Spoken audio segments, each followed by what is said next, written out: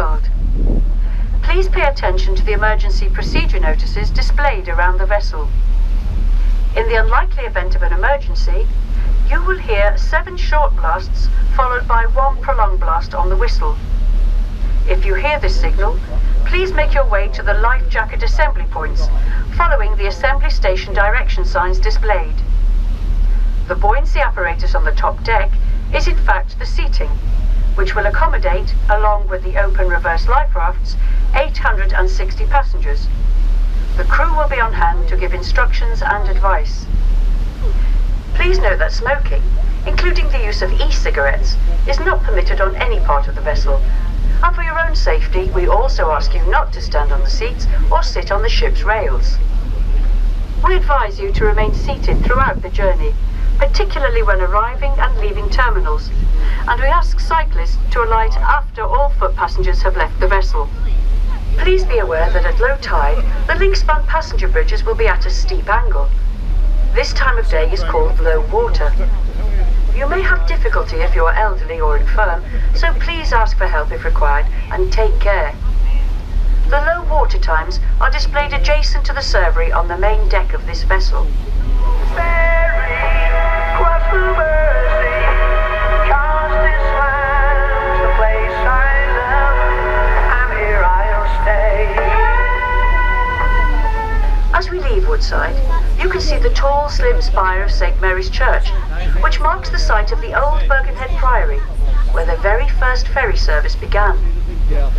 In front of the church is a slipway built in 1840 called Monk's Ferry, and this is the spot where the monks would begin the mile-long journey across to Liverpool.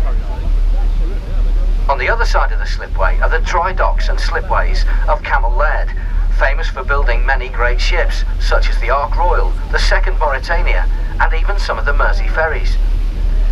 The first ship built here was launched in 1829. Over 1,300 ships have been built here.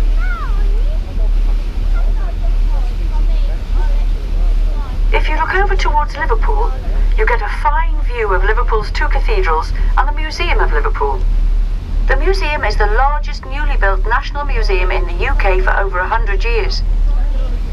The story of Liverpool is told through displays, drawn from exhibits related to the city from National Museum Liverpool's entire collection. Visitors can explore how the port, its people, and their creative and sporting history have shaped the city. The red sandstone Anglican Cathedral, designed by Sir Giles Gilbert Scott when he was only 23, took 74 years to build and is the largest Anglican cathedral in the world.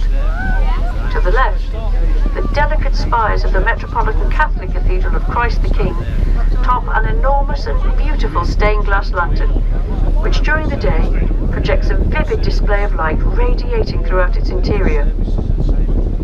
The long piers with the big gantry cranes on the river are part of the Tranmere oil terminal, which can handle tankers weighing up to 300,000 tonnes. More than 10 million tonnes of oil are discharged here every year and then pumped 10 miles upriver to the oil refinery at Stanlow, the second largest refinery in England. Further ahead, the large green area is Port Sunlight River Park, opened in 2014 and built on a former landfill site. Its many footpaths meander through wildflower meadows and trees, and there are stunning views over to Liverpool. Even further upriver are the eastern locks into the Manchester Ship Canal.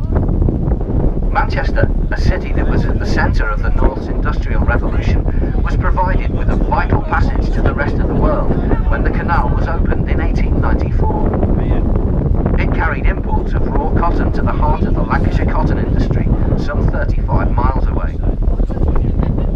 By 1955, the canal was carrying over 18 million tonnes of goods every year. Amongst the many ships that use the canal now are the Mersey ferries, operating full-day cruises on selected dates between April and October to Salford Quays. Pick up a Manchester Ship Canal cruise leaflet or check the Mersey Ferries website for details.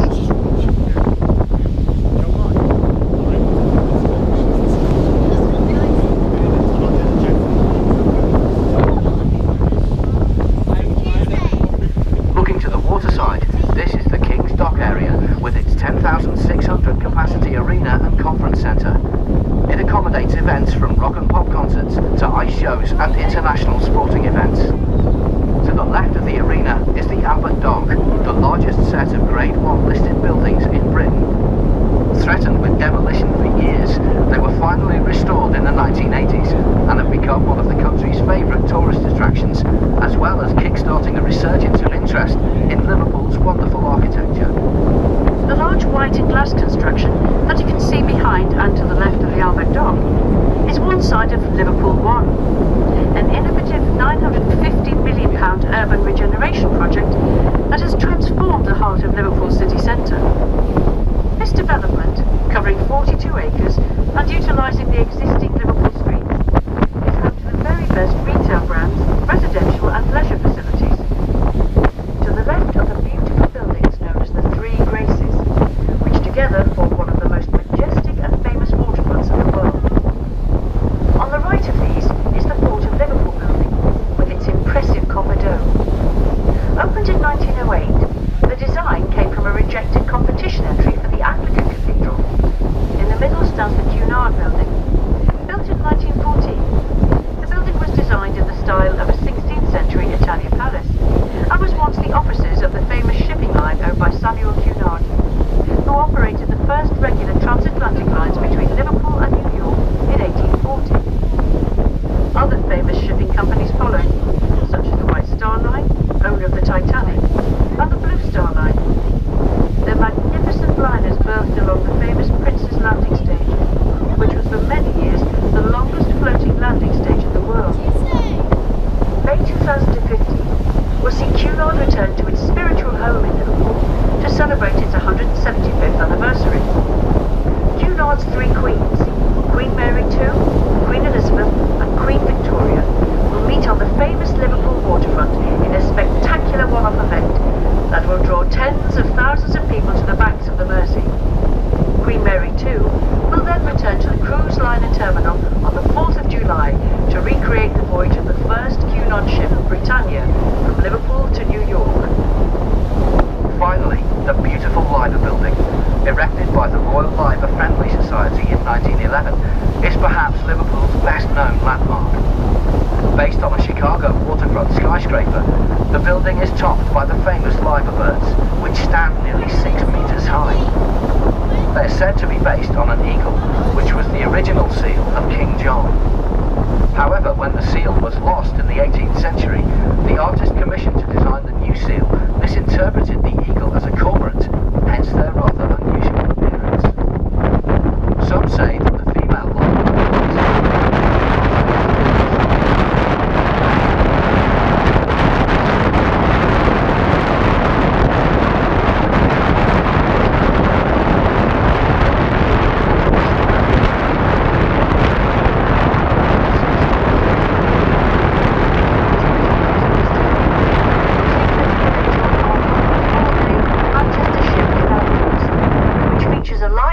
along this famous inland waterway, which passes spectacular scenery.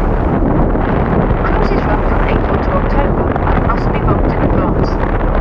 Gift vouchers are also available throughout the year for these cruises.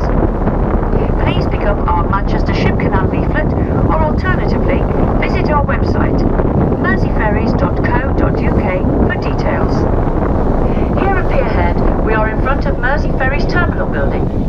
Inside, you'll find the Fab 4 Cafe on the ground floor, the Pan-Asian restaurant Matu on the top floor, the souvenir shop, and one of the 2 sites of the Beatles story. In the Pierhead site, you can visit the magical Fab 4D experience and must-see world-class special exhibitions, including the brand new Grammy exhibition. The second half of the Beatles story is located a short walk away in the Albert Dock. Make sure that you pay them both a visit for an atmospheric journey through the lives, times, culture and music of the Beatles. We hope you've enjoyed your cruise and look forward to welcoming you aboard again soon. Tell us about your day and share your pictures with us on Twitter by following @MerseyFerries.